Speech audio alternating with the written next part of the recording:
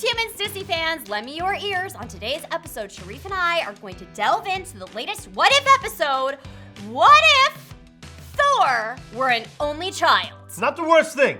Not the worst thing. Not the worst thing, and we are very qualified to talk on this subject because we both happen to be only children ourselves. Mm-hmm. Our parents got it right the first time. First time, perfection! Boom. Okay, let's get into it.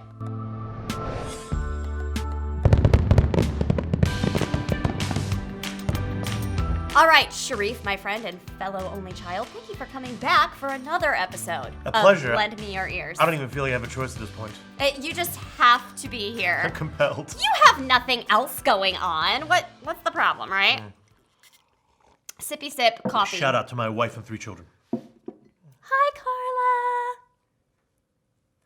Carla. Okay, ready? Are you ready to get into this? I am. It was a good episode.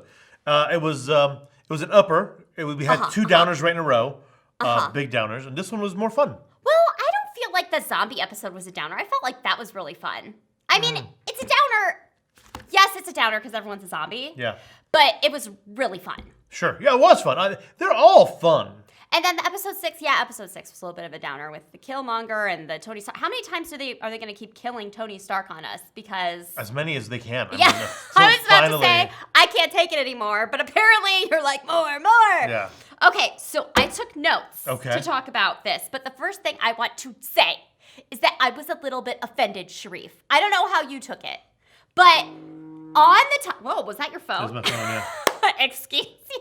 Okay, so in the title, it said, "What if Thor were an only child?" I'm like, sweet, awesome. We like that. I'm an only child. And then in the description, it's like, "What if Thor had never learned to be heroic?" And I was like, hold up. What is this equation? Wait a second. Yeah, what I'm hearing is only child equals, like, not being a good person? What is this? So that's the first thing I want to chat about. Did you feel like they portrayed him in a more negative way? They did. As him being an only child. They absolutely did. But I think the point was that Loki was integral to Thor's hero turn from spoiled child. He was spoiled anyway. Let's make it clear. Yes. He was this bro that liked to party and beat people up. And it wasn't until his father cast him out and took away his powers that he sort of began getting back or getting onto the right track. And Loki was integral to that. And I think that's what they were saying. Without Loki, maybe he doesn't go and disappoint his father by trying to start a war with the Frost Giants or whatever. Well, I didn't feel like Thor's personality was different in this episode. I felt like he has the same personality, that maybe he just doesn't have the same sense of responsibility. Sure. I don't know how much Loki being in his life actually shaped his personality. And Loki being his brother, because Loki was still in his life, apparently. Loki was still in his life. This was my other question that they didn't really answer. Was Loki now also an only child? Or, like, were those his Frost Giant, like, literal brothers that were with him? I don't think it matters either way. You don't think it matters? Well, I was just thinking, like, Loki, obviously, having grown up a Frost Giant, his personality was vastly different. Like, not only did he have different values and aspirations, like, he was a different person as the Frost Giant. Yeah, his life is probably a little bit easier because he's not always trying to live up to Thor. Right. So that's what I was saying, like, was if being an only child for Thor ended up being a detriment, was being an only child for Loki a positive? It seemed that way. He was still jocular and trickster and like, oh, I got to get out of here before there's too much. But at the end, he was helping.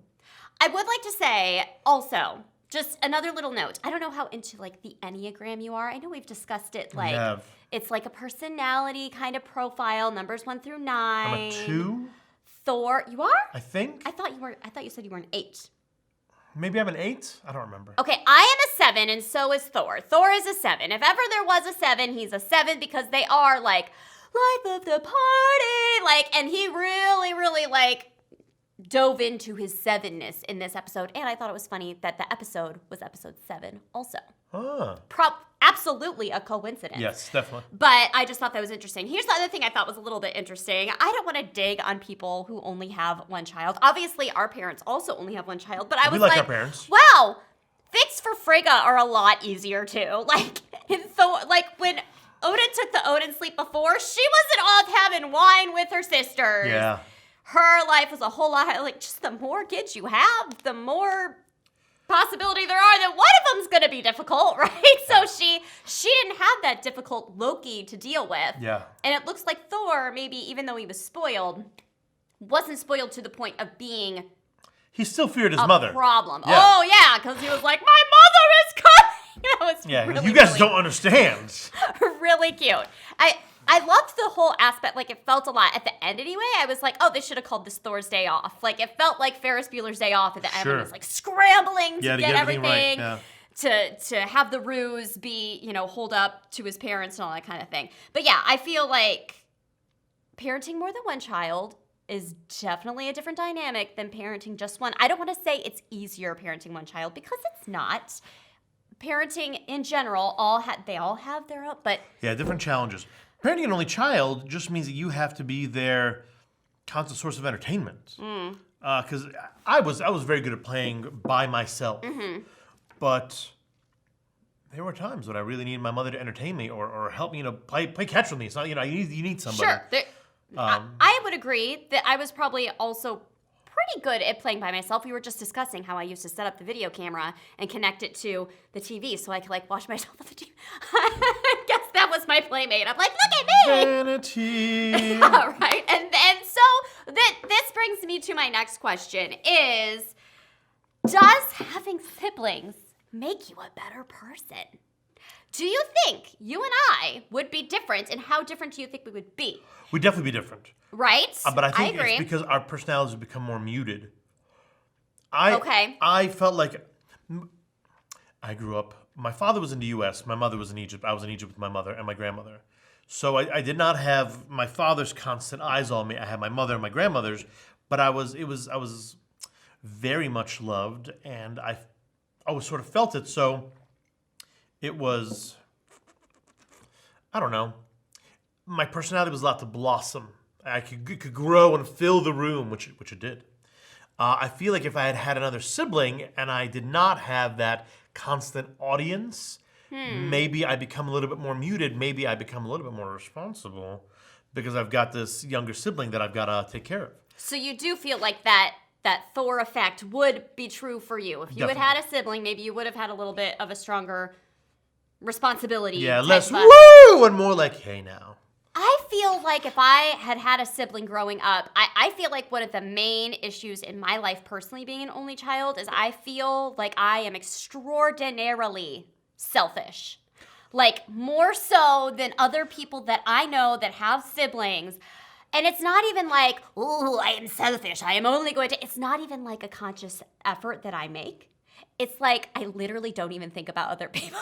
It's not natural for me to think about other people and their needs. So you can imagine how this played into my role as when I got married and became a wife, and when I became a mother and had children, especially with my husband, it would be dinner time and I would get my plate and I'd start fixing my plate. He's like, well, where's my plate? And I'm like, get your own. I don't want to get into a discussion as to whether or not that's my role or whatever, but it didn't even occur to me. Maybe some other women that when they became wives, it was natural to them to take care of their husband or think about them. And I'm just like, oh yeah, you exist and you have needs too. See, I think I went the opposite way. My Really? mother beat the selfishness out of me pretty early. Okay. In terms of sharing and in terms of, but I also had this profound need, this almost clinical need for other people.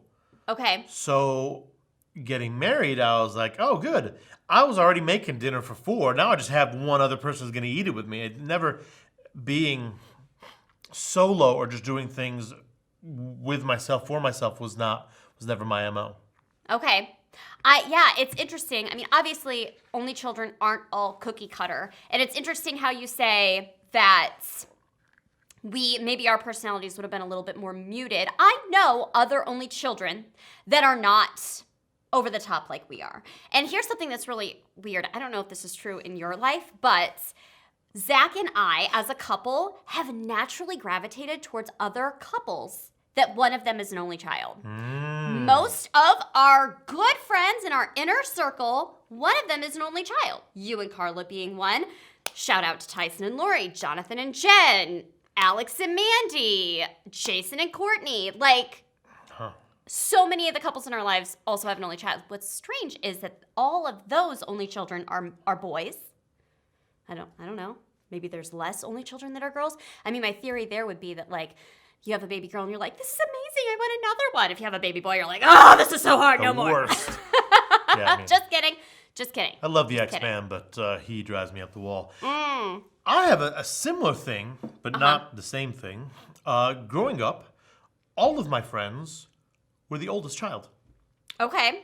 Until, like, I was in maybe 8th or 9th grade, I did not have a close friend who was not the oldest child.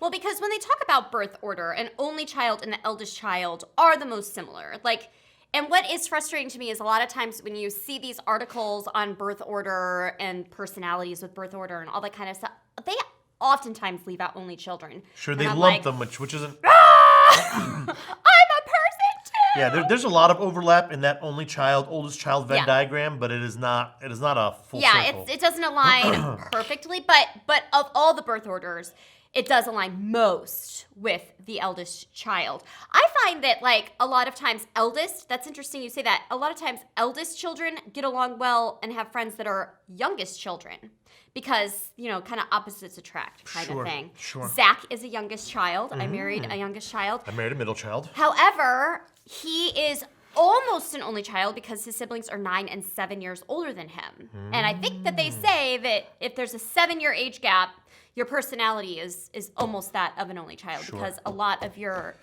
formative years, you were alone. Welcome to the Lend Me Your Ears Psychology podcast. We started talking about Thor, but this is fun. I love that we're delving into other things. I think we're interesting, guys. We're very interesting. And okay. very smart. Let me look at some of the other things I wrote down here. And I did pick up on some of Thor's selfishness in this particular episode. And maybe that's just me identifying with him because I feel like vanity and selfishness are some of my personal problems.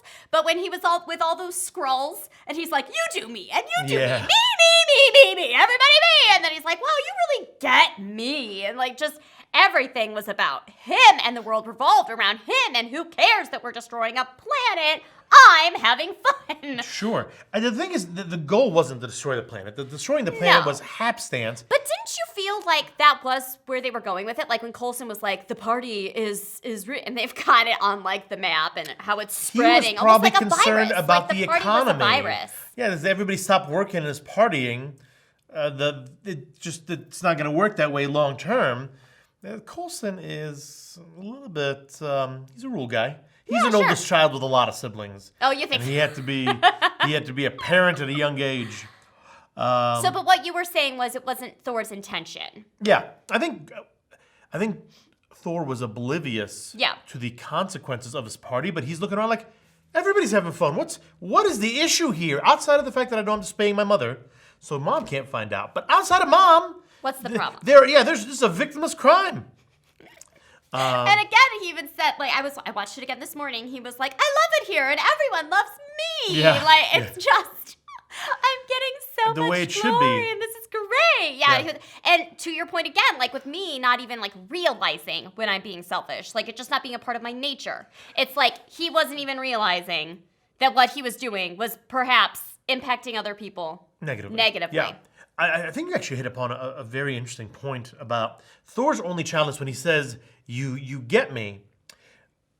A lot of times we, as only children, feel like nobody really gets us. Like, I am fortunate that I have very close cousins with whom I have very tight relationships, and I feel like they get me. When I moved to the U.S. and I didn't have them, I'm like, okay, I have no siblings. I've got no close friends. Even when I did have close friends, I'm like, I think they think I'm weird, and they like me anyway, which is really nice. But they don't get me. Yeah. And I needed that brother or sister who knows me with or without context because they've known me forever. Then I would have felt, but I didn't have that, and that made it more difficult. So I think Thor is going like, oh my goodness, these people I actually found get people, me. and they didn't, they don't. Thor's a complex and complicated figure. Yeah, he's a bit much for the people of Earth the people of Midgard to really grasp. But I did find myself in my formative years gravitating also towards only children. 2 of my best friends in high school were also only children. Shout out to Becky and Amanda. So yeah, it's just kind of funny. And it wasn't like, oh, you're an only child too? Let's be besties. It was like, form a relationship. Oh, you're an only child too. Like, and it's just As it happens. gravitationally pulled to them because we were similar in that aspect. Okay, here's another interesting thing I had written down. Okay, it made me think, what other Avengers or main characters in the MCU do we know of for sure are also only children?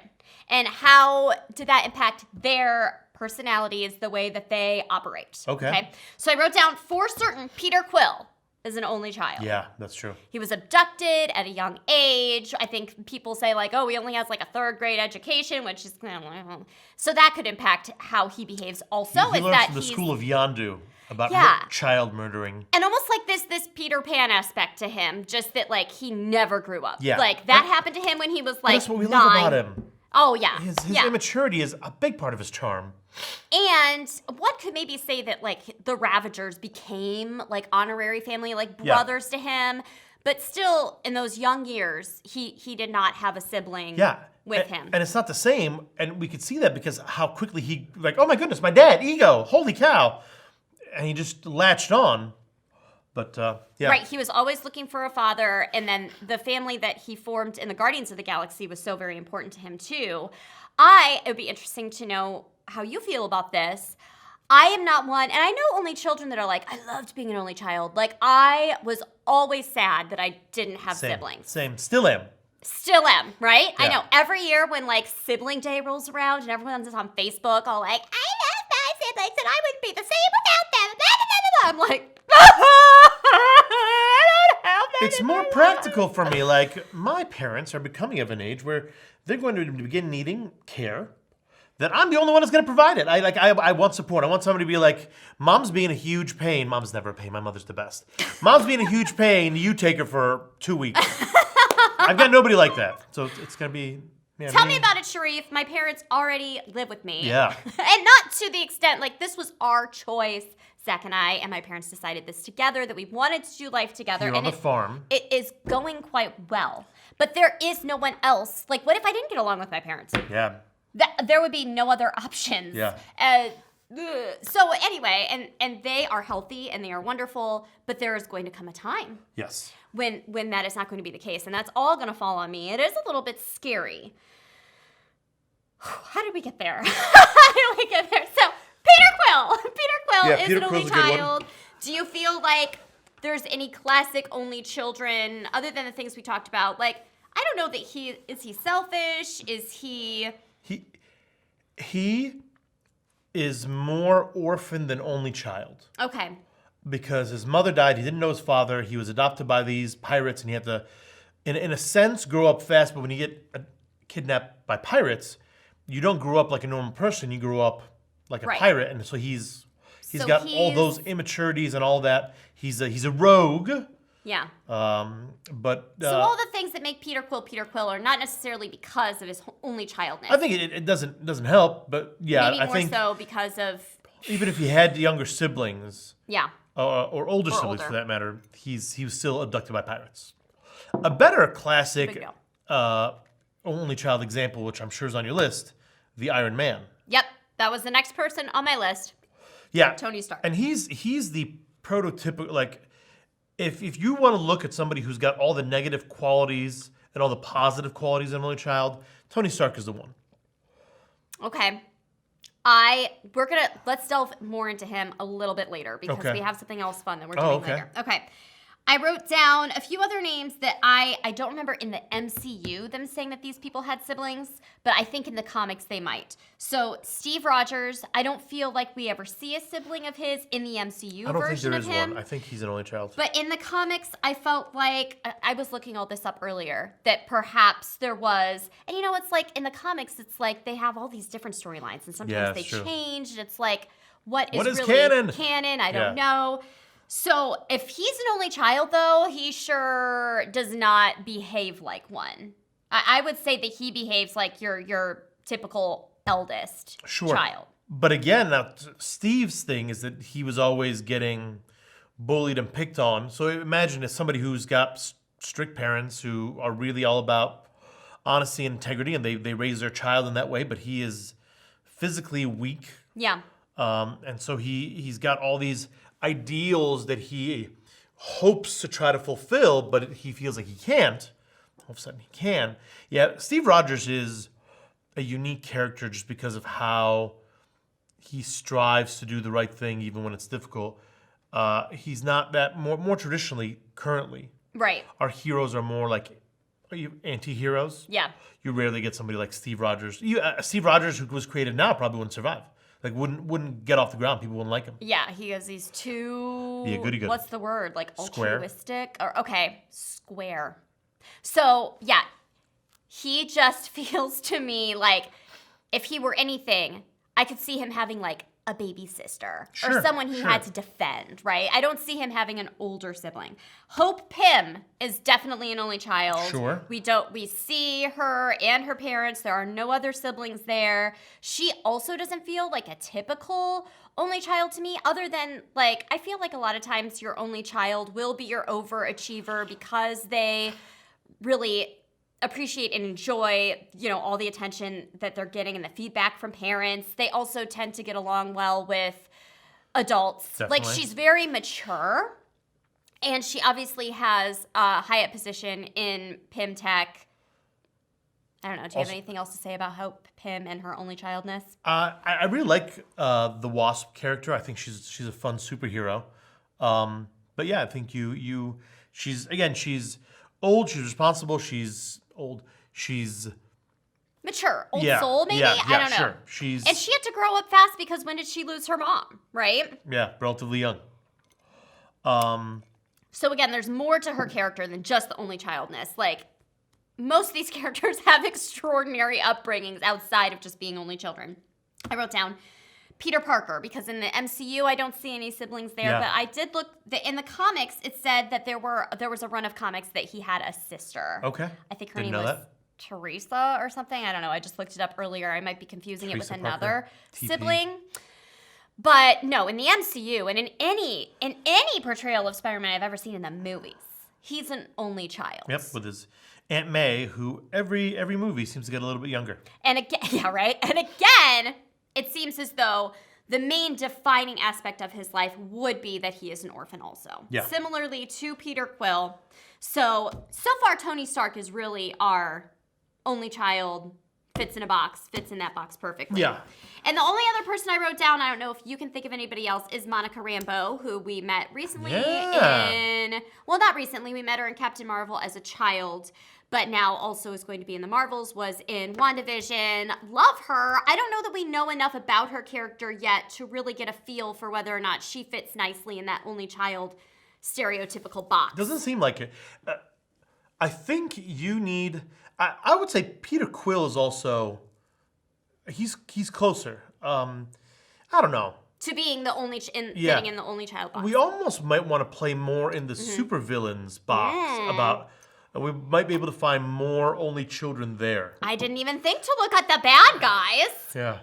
Because, this gets back to the main point of the whole episode is, can you be heroic and be an only child? Are you saying that an only child would maybe veer more toward being villainous? A stereotypical only child. Okay. Yeah, because then there that selfishness that Melanie has in spades apparently would... Makes me evil. Yeah, because you wouldn't even view it as being evil. You'd be like, no, right. I want this. I can't have this. Yeah. Everything in the world My mom would want me to have this. around me. Yeah. And that's one thing I was going to ask you about Tony Stark is that you really tend to feel like he is a little bit villainous. He's very villainous. And not maybe even a little bit. Unintentionally villainous, right? Like we said that it's not that he wanted to destroy the world when he created Ultron. Correct. Like he just wasn't really thinking things through. Yeah. But then afterwards, we have Ultron, and he's like, yeah, that was a bad decision. Nobody should do it. If I can't do it, nobody can. Shut it down. Which feels Shut it very down. only child. Yeah, I exactly. can't do it. No one should be allowed to do it. I am not sharing. Okay. So I think I touched on most of the things that I wanted to touch on personally about Thor and his only childness and other aspects of being an only child in the MCU. I do find that, for the most part, it's pretty common for characters in our media and entertainment to be only children, because if the brother or the sister is not necessary for the storyline, it's just excess stuff. You don't want to delve into all these other people that are, real people's lives are complex. They do have families, but when you're focusing on, I was thinking about Seinfeld specifically, like, none of them have siblings. I think early on in the series, Jerry mentions a sister, but then you never hear her spoken of ever again. And it's just like, all those 4 characters, they're only children, really? Really? Like, that's just not, when you're talking about statistics and probability, it's not. Maybe though, if you're from the big city, more only children. Sure, there's more only children maybe in an urban setting. I think that is statistically true, that people in higher, denser, populous areas tend to have less children. Sure. And then also, if you are not Catholic or from maybe Eastern European, Middle Eastern tradition where multiple siblings are expected. I don't know. What is it? The average U.S. family has 2.5 kids? And people nowadays, yes, I think you're right. That half kid, that's real. Stinks to be the half kid. but those stats are skewed by the very large families we have, because ultimately now we know that the U.S. population, if it weren't for immigrants, is actually dwindling. So I don't even know if we have 2.5 kids anymore. So, I think nowadays a lot of people are waiting till they're older to have children, so there's just less time on that biological clock to have multiple children. I know personally, being an only child, I don't know if you feel the same way. When I got married and we started thinking about having kids, how many kids do you want to have? I don't know exactly, but I'll tell you how many I'm not going to have. Yes, that's exactly what I told Carl. I'm like, I don't care how many it is, as long as the answer is not 1. Because my children will have siblings, and they'll know. I feel like there's just this large percentage of the population that has experienced this thing that I will never, ever, ever experience. And I cannot even begin to understand that experience of growing up with a sibling. Yeah. And I don't know, as an only child, I'm probably making way too big a deal of it. Zach's always like, who cares? Like, don't you understand? Yeah. I don't know what it's like. And I never will. It's not like I can go back and change it, It's not like I can write in my goal book, have a sibling, It's not something I have control over. So, did you have anything else you want to talk about this particular episode? And then we're going to talk a little bit more about What If. There's a podcast that I listen to on The Ringer called Binge Mode, and they did all the Marvel movies, and one of their recurring jokes is that Heimdall can see everything, but never seems to. Like, he can't see everything. He was not looking at Midgard for like just a while there, until somebody like, hey, do you know where Thor is? Oh, yeah. Yeah, you better do something about that. Come on, Heimdall. Yeah, in this particular episode, you're saying? Yeah, right? But also throughout the whole thing. Like, Loki's off hatching plots, and Heimdall's like, no, everything's fine here. Is he almost like a watcher himself? Like, he does see everything, but that doesn't mean he has to do anything He's about supposed to, though. That's his job. Right. He's like, he's Odin's guy, and he'd be like, hey, Allfather. He's taking care of the Bifrost and take a opening peek the at what Bridge. Loki's doing. Yeah. Yeah. I don't know. In this episode, Thor was like, we're going to the most backwoods place ever, Midgard. And I was like, but I've seen some of your other realms. Really, Midgard is the most backwoodsy place? It doesn't seem like it should be, but maybe that's us speaking as Jotunheim, Midgardians. these people live on ice, and then there was other places he went to that it looked very almost like medieval-esque, and it's like, I'm a little offended that you think Midgard is some sort of backwoods place, Thor. He keeps coming back, doesn't he? He loves it here, and we love him, as he mentioned. Okay, so our other fun thing that we thought would be fun to do in this episode is... I never started the timer. Awesome. Perfect. Classic I just Mel. went to check to see how much time we have left in this episode. Didn't start the timer. So we got a long way. Just gonna keep having fun with it. We decided that we were going to pitch our own idea of what we think would be a fun what if episode. Do you wanna take the helm first? I think you should go first. Okay, I do have 2 ideas. Okay. And like I said, one of them is more fleshed out than the other. Should I start with the one that's more fleshed out? Yeah. Okay. This is really going to reflect, you guys, my lack of knowledge in the comic book universe. So I apologize. This is going to be way out there. And if you know the comics, you're going to be like, well, that wouldn't work because blah, blah, blah. That's not how that... Just bear with me, okay? I was trying to think, what if has really done a great job of integrating a ton of characters from the MCU? Yeah, they really have. So I was trying to think, like, what character have we not seen yet at all? And it's one of my favorite characters. Now, the title of the episode is not about the character, but it's going to domino effect into the character I'm talking about. The title of the episode is, What If Rocket Was Never Experimented On? Oh, he was just a raccoon? What if he was just a normal raccoon, right? So the way that this dominoes onto one of my favorite characters is, what then happens to Groot if he never became friends with Rocket, joined the Guardians of the Galaxy? And I thought it'd be really, really fun if Groot himself ended up... I loved how we saw Thanos as a good guy. Yeah, that was fun. I'm like, what if Groot... I could just see him as like a mafia, like crime boss Groot. And he's got all these other, like, smaller trees around him. And maybe they're, like, fighting for the environment. So it's, like, a good cause. But they're going out and, like, offing these people that are, like, having the oil spills in the ocean. You know, like, doing all this kind of thing. And maybe the Guardians of the Galaxy actually have to go and fight Groot because he's become so radicalized that he's like Ultron, and he's like, the only way to, like, save everything is to start from scratch and get rid of everybody, you know, and so they have to actually go fight him. So then I was like, what if, you know, we don't have Rocket Raccoon. Right. And I was like, well, what other type of animal could they have experimented on that's not a raccoon that could be a part of the Guardians of the Galaxy? I have two options that I think would be really fun. Okay, my first option is a duck-billed platypus. Oh. Because how cute and adorable would that be? Extremely cute. Number one. I mean, we all love Perry the platypus, right? I mean, do you know what I'm talking about? Yeah. Phineas and Ferb fan? Yep. So it's just a fun animal. They already have, like, their own superpowers, really. Like, that little bill of theirs has, like, a sixth sense. They can find things under the water without their eyes or anything. They actually, like, don't really understand how it works, but they call it electrolocation. That they use their bill to find food under the water. They can't smell or see down there, and yet they find things. Nonetheless, yeah. They are mammals, but they lay eggs, and they have milk glands, but no nipples. Am I allowed to say nipples? So, I got nipples, Falker. Can you milk me? So you can milk anything with nipples, and you can milk platypuses even though they don't have nipples. They just have, like, these ducts. It said, like, the baby... Puggles, they're called Puggles. Adorable.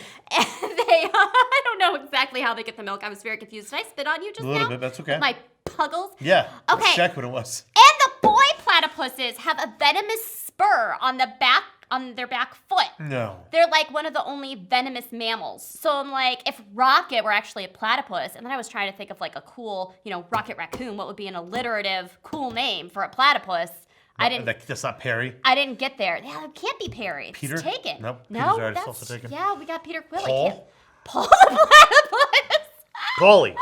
Paulie The platypus. Here's the other thing too: is like he's Australian. Like I feel like Rocket feels very American. Yeah, 100%. So I feel like this Paul the platypus would be absolutely Australian and be throwing shrimps on the Barbie and surfing and have giant knives and no, that's not crikey. a knife. Yeah, right? This is a knife. This is what Paul the platypus would be like.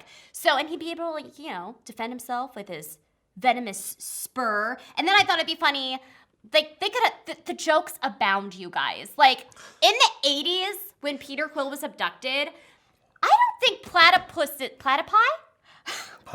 What's the plural? I'm not sure. I don't think they were like in the public knowledge, at least not out here in America. I don't remember learning about platypi until I was much older. I mean, my kids now know about them, but there's Perry the platypus, like he's in media, right? Yeah. So I feel like it'd be hilarious. Like even Peter Quill wouldn't know exactly what he is. And then all of a sudden he starts like doing these things and like hitting people with his venomous spur, and they're like, whoa, what was that? You know, they're like constantly surprised by the crazy things he can do. As they die from the venom. And then maybe they're in like the collector's place, and there's Howard the Duck in a container, and he's next to like a beaver or something, and they're like, hey, are those your parents? Do you know there's such thing as the Animal Avengers? This is like, these are the jokes, people. These are the jokes. Is this thing on? Do you know there's such thing as the Animal Avengers? Is this already been done? So it's similar, but a Rocket Raccoon is one. I think Howard the Duck is one. Okay. There's a dog. There is I don't remember it all. I've heard of it referenced, but I'm not. Well, there needs to be a platypus. Yeah, sure. So the only other thing I thought would be kind of funny would be also, I mentioned Howard the Duck and a beaver being the platypus's parents, but like an actual beaver. I'm like, if they got into a fight with Groot, an animal that literally like chops down trees with its teeth, Yeah, could a beaver really would be good. fight Groot very well. There's some more jokes you could go It's like with there. Buzzsaw They'd the be a little beaver. Here we go. adult in nature, but they'd go right over the kids' heads. Jump right over the Probably. So that's what I got. That was Okay. like crazy. Yeah. But then I was like looking at their origin stories, and I'm like, I don't think this really fits. But the MCU, they tweak things. They do. Tweak things. It Absolutely. doesn't have to be perfect. Especially with for the what comics. if. For what if? Right? Yeah, we're gonna like why was Nebula on Earth for the Thor party? Right. Yeah. Why was he buddies with the Grand Master? Yeah. And why the was Grandmaster, Surtur that made there? sense. Surtur didn't make sense. But I guess if Loki isn't an Asgardian, then they're not constantly getting in fights with their old enemies anymore. So that maybe that's one. But like the Grandmaster, that made perfect sense because there's a huge party. Grandmaster's like, But how did they even I'll make an know each appearance. other? If he never went to Ragnarok, like how would they know each other? I don't know. Right? Maybe through the Collector. Would I have don't been know. cool if the Collector was also in the episode, That since would've the been fun. Grandmaster and him Yeah. are like brothers. Mm-hmm. I would love to see them together. The two of them together would be great. Okay, what's yours? Okay. I took this much more seriously than Melanie did. Okay. I'm talking about platypi, and you got something serious. What if Mm-hmm.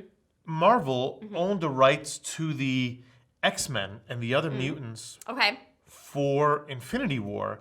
back And then. what if instead of the somewhat lame beeper to Captain Marvel, it was all of a sudden like Professor Xavier's here with the X-Men, and they're going to help fight against Thanos? Because I think my head would have exploded in the theater with excitement. I thought a what if that brings in, because now Marvel, Disney, Yes. now owns Fantastic Yes. Four. What if that's like an alternate ending to the Infinity Saga? They do a what if episode about alternate ending to the Infinity Saga, but it involves like everybody. Oh my And goodness. Thanos is like, I had no idea they had many superpowered beings on this planet. I'm in trouble. And I think that Disney does now also have the capability of bringing in the X-Men characters. Already? They I just- thought it was coming. I didn't know it was I already think here. they do, and it is coming because they do. Like, everyone's like wondering when is this going to happen? When are they actually going to introduce Yeah. their first X-Men character? And I think Fantastic Four are coming. I think it's all in the works. Yeah, there's a Fantastic Four But movie in what the works. if would be a great They're way. casting a Fantastic Yeah. Four movie right now. Yeah. So what if would be a great way to just play around with that a little bit. I don't know that they would use that venue because it's small time compared is. to a feature film, and I correct. don't know that everyone who would go see a feature film is watching What If, Probably not. like we are. I mean, I am thoroughly enjoying it, but that would take it to a whole nother level. Maybe this isn't going to be the only season of What If.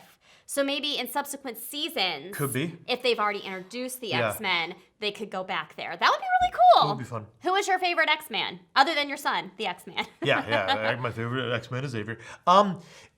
My favorite two, and it's hard to distinguish between them, is Beast and Gambit. Ooh, I don't know who Gambit is. See, I don't know X-Men that well because... Wow, you're missing out. Gambit is he's like this Cajun. He grew up a thief. Yeah. He developed his mutant powers pretty young. He's got two major powers. One that everybody knows about. He can channel objects with kinetic energy, so they explode. Oh, wow. So like his big weapon is playing cards. Okay. Because he's a bit of a rogue again. Oh, And cool. he'll like light up Not a to be card confused with actual and Rogue. throw it. Yes, correct. He's in the rogue. He's Oh, okay. He's the guy that always goes after rogue. And then two, he has the ability to gain people's trust. Oh, wow. I know. It's like a very Which minor. would also be good with gambling if you're a card player. Yeah, and again, he's super fun. He's always charming, and about the only people who don't like him is Wolverine. Like Wolverine is like not in the Gambit at all. Well, I could see their personalities. Like, he would feel like somebody like that would be a threat to him. Sure. And his coolness. And then Bishop doesn't like him because Bishop comes from a future where the X-Men were betrayed. Oh, wow. And all the X-Men are dead, but there is a legend about there being one X-Man left, and it's Old Man LeBeau. and Gambit's name is Remy LeBeau. Oh, so it's like, did he destroy all the other ones or something that? Did he betray them? Ooh. And there's a whole arc about it, and it's Bishop comes back and he learns about Gambit. And he tries to get Gambit, so Gambit's got to run away. But everybody thinks that he's going to be the one to betray them, and he's got to solve that mystery. Super interesting. Okay, Yeah. my knowledge about the X-Men is that I mean, I've seen the movies, That's good. the Hugh Jackman movies. Yeah, some of the X-Men movies are really not good. Some of them are really good. X-Men First Class is so good. I love it so much. I think I saw that one. Is that when they're gathering Yeah, everyone? it's young Professor Xavier where he still I walks. saw that one. And then at the end, you find out why Magneto and him, like, don't mesh. I mean, they were BFFs, Yeah. and then they divided, and violence was done. That actor who plays Magneto, young Magneto, I'm just gonna say, I really like him. Yeah, what's his name? I don't know. Michael Fassbender? Yeah, there oh you my go. gosh, Yep, that just Fassbender. came to me from the recesses of my brain. But I like him a lot. If they could bring him back to be Magneto, I'll be first in line at the movie theater. They did a really good job with that. Yeah. And Mystique and I mean, I think at this point, Patrick Stewart and Ian McKellen are like too old. well, they're gone. They redid it. But I'm saying, like, in the MCU, like, it wouldn't be the young people, would it? Like, what would the timeline be like? I don't know. We're going into, like, completely different Professor places, Xavier but... has been older and in a wheelchair since, like, the 70s. Yeah. Yeah, he did die a couple times, but he was assassinated once. And... Well, it will be super interesting if and when Disney, as Marvel Studios, begins to incorporate the X-Men. The X-Men they're incredible. They're so much better than the Avengers. The fact that Disney has grown the Avengers into what it is, Marvel Cinematic Universe, without some of their biggest pieces. Yeah. I'm just excited to see what happens. Cool. Yeah. Do you want to hear my other Yes, what of course. thing? Absolutely. Like I said, this is not fleshed out at all, so I thought maybe we could just kind of like brainstorm a little bit. Just give me the what if premise. Since we talked about Tony Stark before, like, let's do an opposite. Like, you know, we had what if Thor was an only child? What if Tony Stark wasn't an only child? And how would that impact him? And how would that change him? Would he have even become the person he is today if he had to compete with a sibling for the company in general, Stark Industries? If he had a brother that he was competing with, that was a pain, or maybe Tony would be the one that was the pain, and his brother would have been the one like Thor. What would have happened is that Tony would have had an older sibling in that scenario. Okay. Tony has an older sibling, and now Tony's this precocious pain in the booty that nobody knows what to do with, and the older brother's like, I can't control you. I'm going to have to cut you off. Then he cuts him off, then Tony turns into a supervillain for real instead of just in his... Yeah, that's kind of what I was thinking. Like, if Thor, being an only child, makes him less heroic, does Tony having a sibling make him less heroic? That it would turn him down the wrong path because of his personality and the competitive nature therein. And his strained relationship he already had with his father. If there was a brother there that Dad actually, like, doted on, and he didn't dote on Tony in the same way, or what if it were a sister? What if it were a sister that got doted on? I think that's kind of more stereotypical, like Dad, like, oh, my little princess. Oh, you, boy. Like, go work. I don't know. Maybe. I just thought that would be an interesting turn of That would be a events really good what if, actually. for Tony Stark's life. So I find it interesting that I was trying to think, you know, if I wanted to focus on Groot, what would be that? Is it the Nexus event that they keep talking about in each of these that changes and causes the branch for this different what if scenario?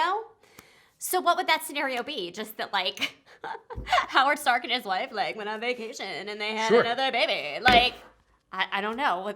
That's an interesting Nexus event. Maybe not a G-rated Nexus event. I like the idea of another Stark sibling. Yeah. That could be fun. But then, so what would your Nexus event be? Just that, like, Captain Marvel did not exist? Like, why would they have called the X-Men instead of Captain Marvel? Or would it just have been... If the X-Men exist in this universe, they absolutely would. They would have been there from the jump. Yeah. And they're going to have to explain why they weren't when they bring them in. Yeah. So what would my Nexus event be? I don't know. Maybe they were, like, in space fighting the Shi'ar. I don't know what that is. Okay. Professor Xavier's got a girlfriend who's the empress of the most powerful interplanetary empire. Wow. And they get, like, even though she's the empress, there's a lot of, like, bureaucracy that traps her into things. And she's like, hey, listen, I've got some of your X-Men. They're going to get executed. You have to send a team, but you can't be with them because I can't know about it. Complicated. Stuff like that, yeah. His status update, it's complicated. Yeah. Her name is Lilandra, and she's got a younger sister who's constantly trying to depose her and take her position, but she can never Those like siblings, man. kill her. Yeah. It's wild. Okay. Yeah. Well, thank you for joining us today on Lend Me Your Ears. I think we've covered all of our bases, right? Even more bases than I anticipated. A lot of psychology today. If you are a psychologist or even psychology adjacent and you want to correct some of the things that we spoke about super confidently today, please do so. We are very open to hearing more about these things that we are just postulating on in this empty room. Absolutely. We are not experts. This is all just our own personal feelings. And also, if you're a comic book nerd and want to, like, yell at me about somebody talk to me about the Animal Avengers. my Paul the Platypus idea. Yeah. Paulie.